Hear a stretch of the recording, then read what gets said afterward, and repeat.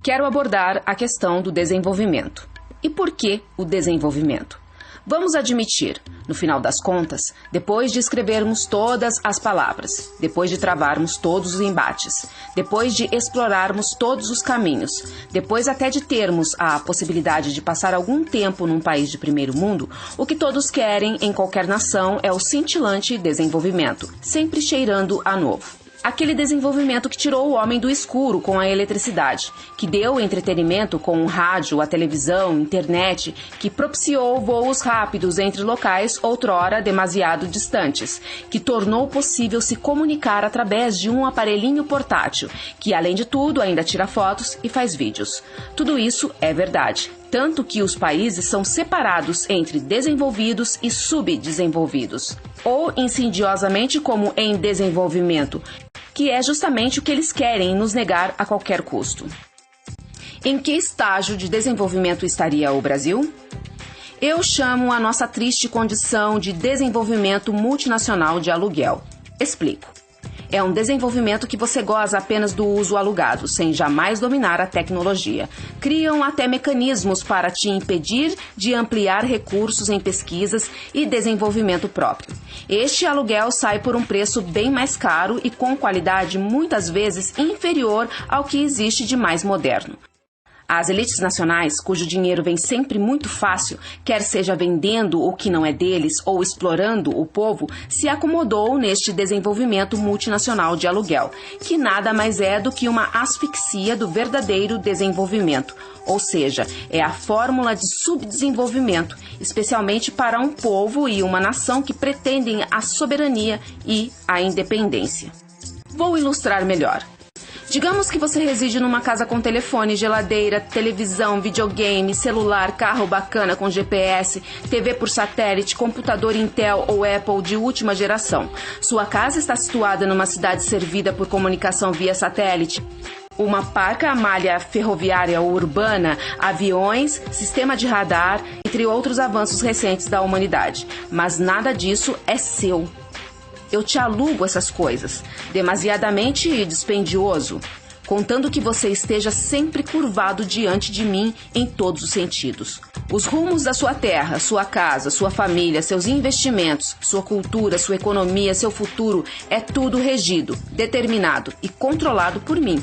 Ou então eu simplesmente bloqueio este desenvolvimento multinacional de aluguel e, ainda por cima, arrumo meios para sabotar qualquer tentativa de independência deste aluguel. Aí está a perversa asfixia que os estrangeiros já planejavam instaurar no Brasil desde antes da Segunda Grande Guerra.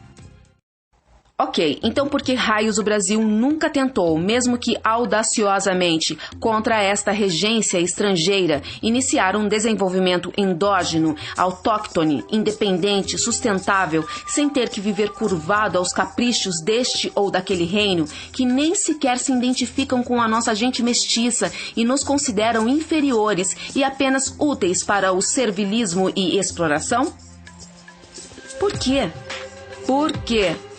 Afinal de contas, por quê?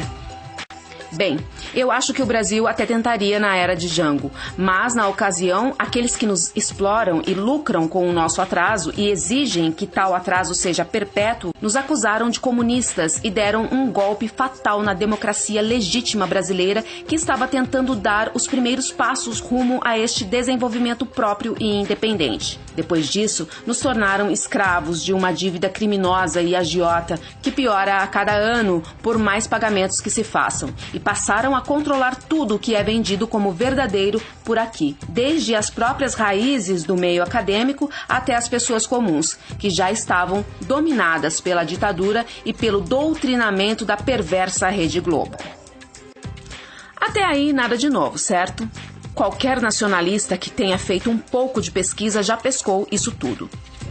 Qual é a grande questão que eu quero levantar então? Pois bem, na época em que o Brasil intentou um desenvolvimento próprio que nos libertaria de viver sangrados e curvados a autoridades e ditames estrangeiros, na década dos anos 60, a desculpa usada para ampliar o golpe de Estado e sabotar este governo nacionalista e legítimo foi o perigo iminente do comunismo, que, se aplicado no Brasil, nos remeteria Preste atenção, que se aplicado no Brasil, nos remeteria a um possível atraso destrutivo, corrupto, sufocador, usurpador dos direitos e liberdades, não é mesmo?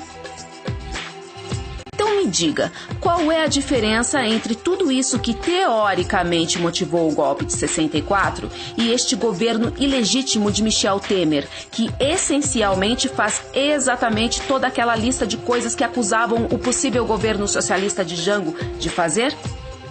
A diferença é que o Brasil comprou uma mentira gigantesca ao aceitar que estava trilhando um rumo de atraso com as políticas de Jango, quando o verdadeiro atraso veio mesmo ao aceitar este desenvolvimento multinacional de aluguel e as dívidas agiotas do dólar sem lastro.